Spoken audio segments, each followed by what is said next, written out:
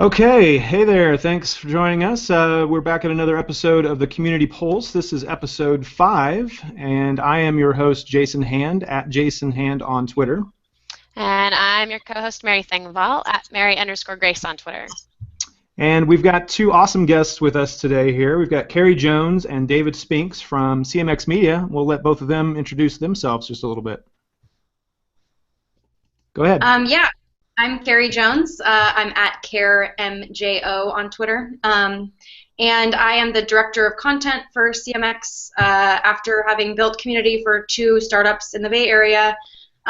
David and I joined forces to really build the community industry as a whole together. So we've been doing that since 2014. So for almost 2 years, coming up on 2 years now. So, yeah. And I'm the CEO of CMX. I've been building community my whole life, professionally for about 8 years. And basically, yeah, just over time, got to know a lot of other community professionals, and I built community for a number of different companies. I built a few companies and just consistently ran into a lot of the same challenges over and over again, recognizing that there were a lot of other people running into very similar challenges as community professionals, and seeing the severe lack of resources and ironically community for community professionals. Launched CMX in February of 2014, and now it's kind of quickly become the well-known hub for the community industry through our summits, through our online community, through all the content that we work on. We're basically working to advance the community industry and give community professionals all the tools and resources they need to be successful. Awesome. Yeah, that's kind of how we came to know you all, was through the CMX. Basically, for me anyway, it was the CMX group on Facebook was how I came to know both of you. Mary, I think, had known you a little bit longer, so maybe Mary can speak to that. But once I got brought into that Facebook group, started meeting a lot of really interesting people and talking about some really great, interesting topics that are related to community and just sort of, I don't know, like not just like how to build a community, but even some more meta type of things. So anyway, we can definitely share that in the show notes. But I'd like to commend you on the Facebook page. It's a definite great resource for those of us in the community, I guess. Yeah, definitely. I know I came across the Facebook group several months ago, I guess. And Carrie, I met you at CLS. Yeah. We spent a little bit of time talking about it. And I'm actually curious. I mean, you guys have done a few CMX Summits now. You've got the Facebook group. Things seem to be going really well. But I know, David, you mentioned, there haven't been a lot of resources for community managers. So how did you figure out how to start that and where to go and what to do? I mean, it wasn't exactly like an overnight aha. It kind of was the culmination of everything I've worked on in my career. So starting to build community really early on, just started having these conversations. I enjoy writing, so I started writing a lot about it.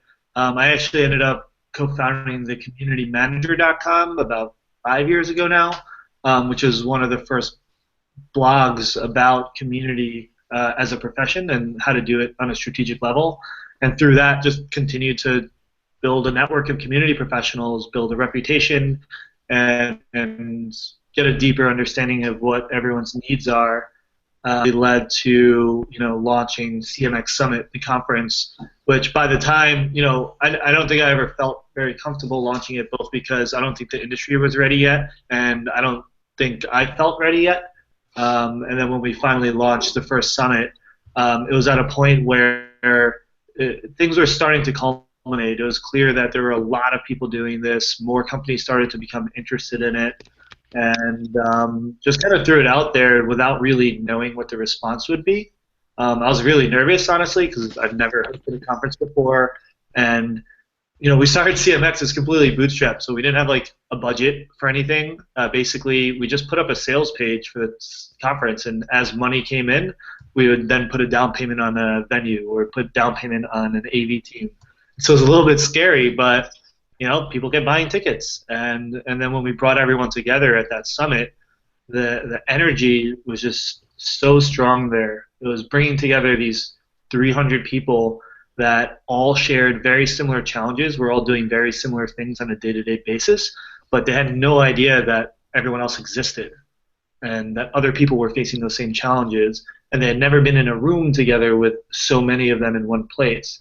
And so that just created such a strong response, and it became clear that it was the right time for this, and everything kind of just grew from there.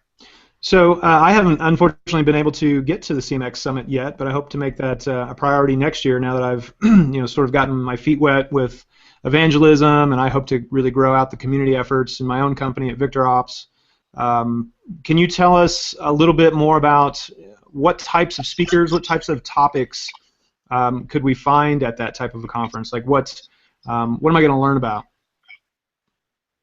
Yeah, so the conference is really meant as like high level. Somebody actually explained it as like the TED for community professionals. So it's really like the people who have really made stuff happen at these big companies like Airbnb, and even going back to Yelp and the Yelp Elite story in 2004. You'll hear these stories there, and basically it's meant to inspire and bring people together over these like really amazing stories of what other builders have done. So what are some other great topics? I mean, there was Adam Wehrbeck of Yurtle, who was also the youngest person to run the Sierra Club, yeah. So he actually has an activist background. So it was about how activism and community share a lot of similarities, and how you can apply community activism to community building as a professional. And it's also about bringing in different types of voices like that. So you won't just hear, other tech stories. It's also about bringing voices from psychology. We had Dr. David McMillan speak at the very first summit, who created the sense of community theory, which is really the backbone, I believe, of all of the work that all of us do every single day as community builders. So he actually spoke at the first summit. That was super cool. We had the head of behavioral analysis for the FBI come and talk about how to build trust in your community. And I'm looking back at those talks like once a week probably, and all the work that I do. So it's actually super actionable. We had the founder of the FBI's, he was a founder of the behavioral program, wasn't he? Yeah. Joe Navarro, who's also a professional poker player. Yeah, so he studies nonverbal communication and how you can use, so like 70 to 80% of what you communicate is not words, it's your actions and the way you present yourself, even online, the way you write sentences, or the way that you, getting really nitty-gritty details, like the way you punctuate sentences and how many exclamation points you use, like all of that communicates more than the words themselves. So you'll learn like all kinds of allied sort of topics there, as well as learning stories from people who have actually been in the trenches building this stuff at tech companies. And in the coming year, we plan to bring more people from even more tech companies, nonprofits, media companies, just if someone has an interesting community story to tell, like we want to provide the stage for them to share that information with other people who are doing this work day in and day out. So that's great. Yeah, I mean, I'm looking forward to getting there. Do we have a date yet? I know the most recent one wasn't that long ago, but have you looked forward ahead enough to know when you're going to do the next one? Yeah, next year we'll be doing New York and San Francisco again. New York will be in kind of like April, May time, and San Francisco is usually around October, November. So no hard dates yet. We'll be announcing that very soon. Awesome. Well, we'll be sure to share that on our website. And one of our guests last week was Tim Falls. He's actually a good friend of mine that I've known for a while, and he speaks very highly of it, and said I think he's been going to at least the West Coast one for a number of years, and I know he spoke at the conference we posted actually. Yeah. So anything that I trust him. We do too. We love Tim Falls. Yeah. Well, I know the theme this year was community is the future of business. I'd love to dig into that a little bit and just hear what that means on a practical level and how that played out throughout the conference. Yeah, I mean, it's kind of our vision with CMX is that community is the future of business. It's the trend that we see happening. It's a large part of the reason why all of a sudden community is in the spotlight.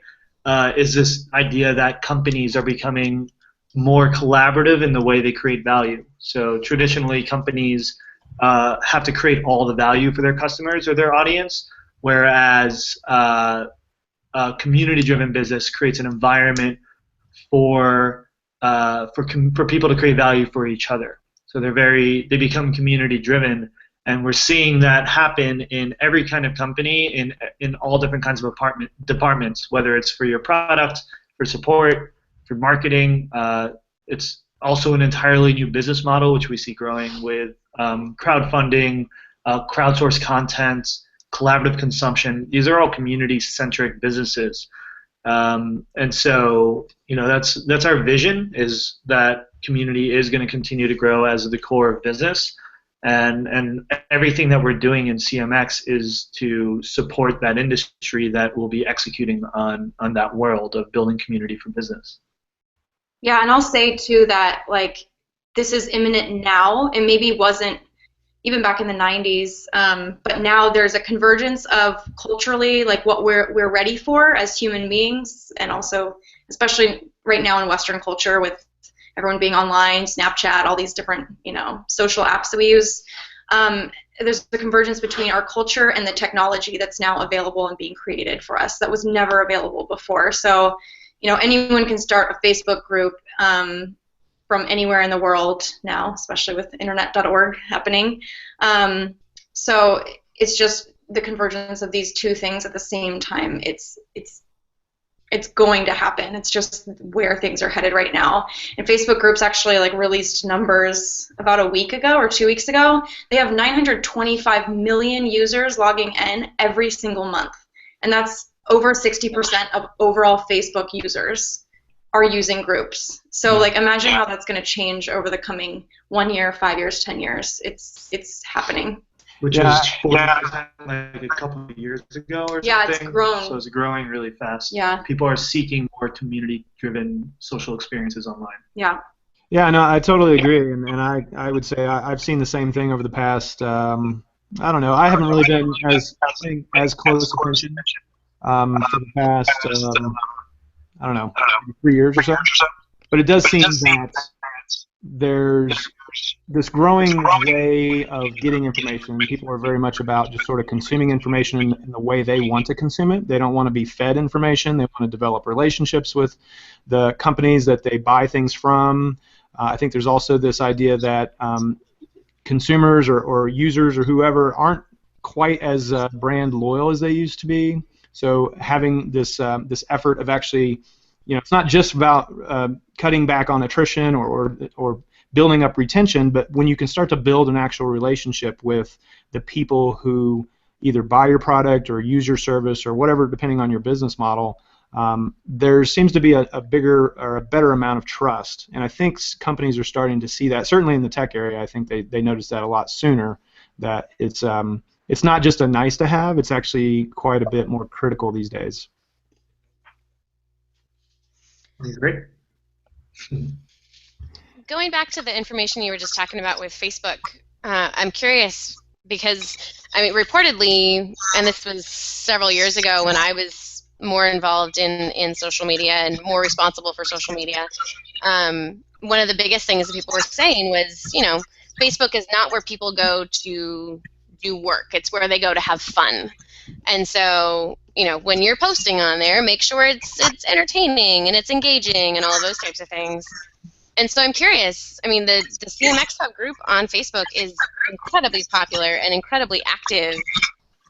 Do you see that as unique to your group, or is that just something that's been changing because people are seeking more community with online? That's a really good question. Facebook is working on a Facebook at work sort of functionality. I think also community professionals are a special breed of people in that they love their work. Their work is what they want to put out into the world as this the thing that they want to see exist. So there's that, but I think also that just more people are doing work that they love, and so it's not a big jump to go from I'm on Facebook connecting with my friends to I'm on Facebook connecting with people that I want to build things with. So I think that's why like CMX Hub's Facebook group has really taken off, is because these people love what they do and they love building things, and so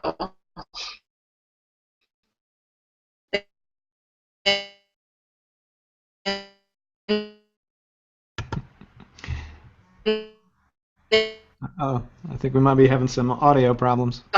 also all understand that building in community is how you get stuff done, creating things. Cool. Well, kind of just going a little bit more on that, on the topic of the Facebook group. Like I already mentioned earlier, how very vibrant it is. I don't know how many members we have in there now, but there's quite a few. And anytime I go into my Facebook timeline and the feed, there's always some new stuff in there. And I'm wondering, it seems like David, you pop in there a lot with just sort of general questions you're asking to the general base of people. Are these questions that you have like a running queue of things that you're just curious to hear people's thoughts on, or do these sort of just come to you and you throw them out? Like, what's the impetus on a lot of these things? I wish I could say I have it all planned out accordingly, but I think it's both. We identify things that work and then create traditions, or try to make it a regular thing if it works. So there are a couple things we do, like the welcome thread. Every Monday, I like post this general thread that says, shares a little bit about what's going on in the community, and then I say, this is a chance to welcome all of our new members and for our new members to introduce themselves. I tag every single new person who's joined the group personally in the post, and I tried that in many different iterations over time, and I mean, it just worked, and so I did it again, and I tried to alter it and make it better over time. So when that kind of thing works, I'll do it again. For specific topics and specific discussion points, I mean, honestly, like, this is what we do day in and day out. Like, I live and breathe talking to community professionals. We spend every day interviewing people, curating case studies, having these discussions, and I'm constantly like inspired, and it brings up questions, and it almost always, like, I'll have a spark, like, that's a really good question to throw out to the community, so I'll go back to my computer and put it out there. And so, I try to create more of a format around that, though, so that, I usually post it with like different language. I'll try different stuff, but I usually do, like, if it's a debate, I'll post CMX debate and pose the question in a certain way. So I think it's important when something works to have some repetition there so people know what to expect. If you want to plan out your content strategy, that's a really good thing to do. And again, some areas we do that, and then other areas are more on the fly. I think it's probably important to have both so it doesn't feel overly manufactured, but you still have that consistency. Yeah, it's like I said, it's every time I hop in there, it's like, wow, that's a really interesting question, and then you start to see some great responses, and it definitely gets my gears turning. And I'm still, very much in the early planning phases of what we're going to do with our community efforts at VictorOps. But I'm starting to kind of keep a list of things to keep in mind as I move forward, and things to not only ask myself but ask our internal stakeholders, and then. Yeah. So anyway, I had to ask that question because to me it just seems like you either just come out of thin air, or maybe you have this like list, and just every once in a while you just drop this this huge mind-blowing question in there. Yeah, I mean, with questions, it's like I've tried like putting it all into a list before, and sometimes I'll use that. But like, there's a reason that things come up at different times, right? Like, if it's something that all of a sudden I'm really curious about, there's a good chance that there's a lot of other people that are currently curious about it. Maybe because of conversations that are happening in other places, or stories that are coming out. But yeah, I think it's important to have that like natural, organic flavor to it, because that's what makes it feel real. Yeah, and just one thing that I know you shared with me a while back is that you discovered that when you pose something less as a question and more as like a debate topic, like, here's an engagement tip, say something that is controversial, and instead of asking a question of people and like leaving it kind of up in the air, what do you think about this, rather say something like, what is one of the things that you've said, you're just like, community is not necessary for all startups is like an assertion that you'll say or that you'll make, and then people will be like jump in and be like, that's not true, how dare you assault my like integrity, or so it's great to take a stance on things, and that's something that we've done from the very start with CMX. Is we've always taken a stance on what community is, on what we believe it should be. It's not social media. We've taken a very strong stance on that. We actually don't even use the term community manager because we think it's like, it's such a nebulous title. It doesn't really actually explain what anyone does day to day. So like taking a stance on things in your community is a great way to engage people, and also it weeds out people who aren't really quote unquote your people. With any community, you need barriers to inclusion. So that's what debates and taking a stance like really does for you. I think that makes a lot of sense, and I actually like the fact that you take a stance and say, community managers are not this, or this is not the only job title, and things like that. David, you mentioned earlier community's in the spotlight. So how do we make sure that it gets the right kind of attention, that people understand it's not, not just social media, and here's what the salary should be, and here's the value that these people add to the community, or add to the company as well as the community, and here's their job descriptions and things like that. Like, it's getting a lot of attention, but how do we make sure that it's getting that people are getting the right impressions about it? Yeah, it's a really good question, and that gets to the heart of what we're aiming to do with CMX. Our goal isn't to make up what the standards are necessarily, but to organize all the people who are doing this on a day-to-day basis, all the research, all the data behind it, all the psychology studies behind it, and bring it together into more of a standard, so that I think what's important is that all of us who are building community on a day-to-day basis, that we are using consistent language, that we are holding ourselves to a higher standard, that we are executing on things in a consistent way, so that when somebody asks 1,000 different community professionals what they do, how they do it, what their goals are, their answers are all consistent with each other.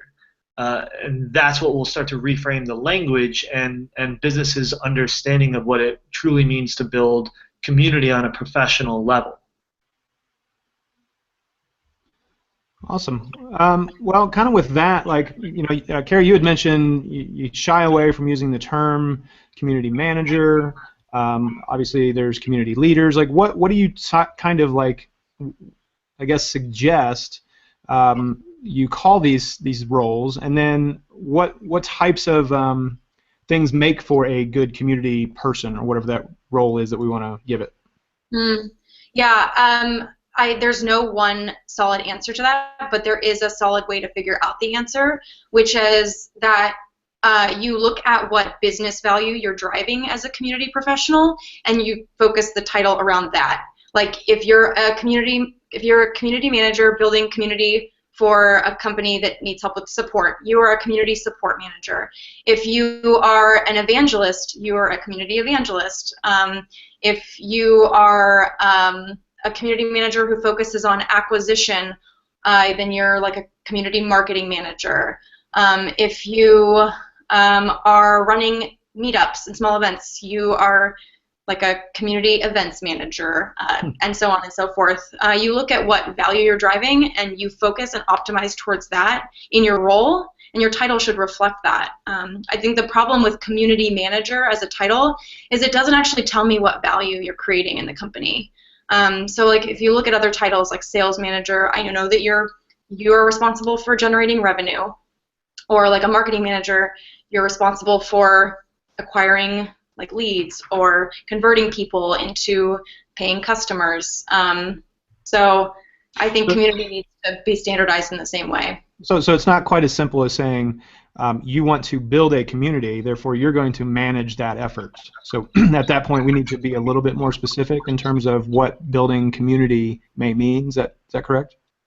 Yeah, I mean, especially from a professional standpoint, there is a ton of value in just creating communities in the world that you want to see happen. But if you're being employed to do this by a company, you you better damn well know like why you're building that community. If you don't, that's the problem that I'm seeing again and again and again. It's like burning people out in the industry because they essentially feel worthless in their role because they can't point to like, I drive this XYZ metrics and that's why I'm valuable. They're like, I'm building a community because it's good. Or like, I'm building a community because like I know it'll be good for the business to do this. What does that mean? That doesn't really mean anything. And so if you can't point to the value you're creating in your company, like over time you're just gonna work, either you're gonna be like me and you're gonna work your ass off and like completely burn out, or you're just gonna like lose all motivation and just like you're gonna end up leaving the company. And so I think it's really important for us as an industry to understand that we need to be driving a specific business value. Yeah, I think that's something that's really important and something that gets talked about a lot, thankfully, within our sort of industry, if you just want to call it the community industry, is burnout and just keeping that sort of at bay. I know personally, I think I'm actually sort of just coming out of a little bit of a burnout mode, mostly just due to just extreme amount of travel and speaking engagements. But there's lots of different things that can kind of lead us into this mode of apathy and just not only do I not want to do anything, I'm not sure I'm actually making a difference, and there's all kinds of things. Burnout is a whole other episode I think we could talk about for 40 minutes or so. Yeah. But that a big reason for it is not understanding the value you're creating, so not being able to prioritize your day-to-day work. Yeah. And so you never feel like you're done, ever, ever, ever. Yeah, no, I completely agree with that. And I think that's perpetuated by our managers not understanding why we're doing what we're doing and the company not understanding why we're doing what we're doing. And it's a vicious cycle that we really need to break. And I think some companies are finally starting to get to that point, and I'm glad to see it. Yeah. Well, I mean, here's the thing there. It's not up to the companies and the managers to, like, change their mentality, because that's not how the world works. It's up to us. It's up to us as community professionals to create that definition, to set those standards, to be able to point to the right metrics. And you might do all that and then still find yourself at a company that like just refuses to get it or adopt it, and that's one thing. But it's up to us to treat our work as a discipline, to set standards, to communicate what we're working on, why we're working on it, and what our limitations are. The problem, like Carrie said, is because it's so nebulous, you're kind of doing everything without being able to point to any one specific value, and so you're taking on way too much onto your plate. And when you want to go to your manager and say, hey, like, I have too much on my plate, I need to take some stuff off, there's no basis for that. There's no backup to say, like, here's what I'm going to focus on and why. So, like, yes, a lot of companies still struggle to understand it, and yes, a lot of managers still have misguided expectations of community professionals, but that's not going to change just because we want it to. It's up to community professionals. Like, what we like to say is, you're the CEO of community in your company, and it's up to you to help the business move in the right direction to be community driven. It's not just going to happen unless we take that initiative and put the right pieces in place. Yeah, those I like are that a lot. Great points. Yeah. Well, hey, we're getting a little bit close on time, so maybe we should sort of start moving into our checkouts. And this is just where we kind of go around and ask our guests, like, what are some resources that you'd like to share with us? Those could be websites, events, blog posts, people that they should be kind of paying attention to. So, David and Carrie, what kind of resources and checkouts can you share with us? Okay, I guess I'm first. Yeah, so we're actually working right now on, basically we've been working for the last 2 years almost on just creating the best possible content that's out there, so interviewing all these industry leaders. And right now we've learned a ton doing that, and so we're putting together the pieces of like a fundamentals of community, like the foundational principles that you need to understand in order to do this from a business standpoint. So we've developed pretty much our own framework for doing this. There's like 7 pieces of it. It's really official. And so we're working on that right now, so I'll be really excited to share with you guys once we have that live. But in general, other resources to check out, we have our CMX Hub blog. I also highly recommend following Evan Hamilton, his community manager breakfast newsletter, and also if you're in the Bay Area or New York City now, you can attend those events in person. He curates some amazing content for community people. He's also been doing this for a really long time. Meetups. We also have our CMX series meetups. Those are in Vancouver, New York, San Francisco. We have small ones happening here in Seattle, where I live. Chicago. Chicago, yes, yeah. So that'll be more formalized in 2016. But those are great if you're in a city or if you want to start one. Just send us an email at info@cmxhub.com and we'll get you set up and let you know who else is in your city. To read, let's see, reading resources. I'm always reading Seth Godin. I think if you ever want like high-level inspiration, I'm just like, why am I doing this work again? And then I read Seth Godin and I'm like, oh yeah, this is all inevitable and I need to I need to, pushing on. So yeah, I think those are all should keep you going. Yeah. Let's see, what else can I add? We have a couple ebooks. We have one that's on content strategy for community professionals, written by Clem Ayum, who's right here. And we have a guide to community platforms ebook as well. If you're looking for what tool to use for your community, you can download that. Those are both free. CMX Summit, obviously, we're doing 2 a year in the U.S. Another good newsletter to read is Sarah Judd Welsh's Community Is. So it's community.is, right, is the website. Another really good curation of different resources. Each one has a really good theme, and Sarah's been doing this for a really long time and has unique perspectives on it. And a good book, read The Culting of Brands by Douglas Atkin. He ran community for Meetup and for Airbnb. He spoke at CMX Summit and was one of the highest rated speakers we ever had, and he wrote this book a while back called The Culting of Brands, which basically dug into how this trend was starting to form a while back, and he just got such a good perspective on how cults work and the psychology behind communities, and he brings that all into what that means for brands. So it's very relevant today. I thought of another book too while you were talking. Simon Sinek's Start With Why. I mean, that's the foundational idea behind all great communities, is the why of what you're doing. So if you only have 10 minutes, watch his TED Talk because it sums it up really, really well. Fantastic. Thank you so much. That's a great list of resources, and this has been an amazing conversation. So I really appreciate both of you taking the time to join us today. Of course. Thanks for having us. Yeah, you guys, we'll definitely love to have you back on the show. These things go way too fast. It feels like we're just starting to scratch the surface of really important topics and conversations. So we're going to take everything that you've shared with us, and we'll be sure to add that into our show notes and share everything that you've given us in terms of great information. And yeah, hopefully we'll run into each other very soon. I definitely would like to make it out to CMX Summit. Yeah, that'd be awesome. And you just reminded me, if you want to continue to have these conversations all the time, we spoke about the group earlier. That's one of the best resources you can join right now.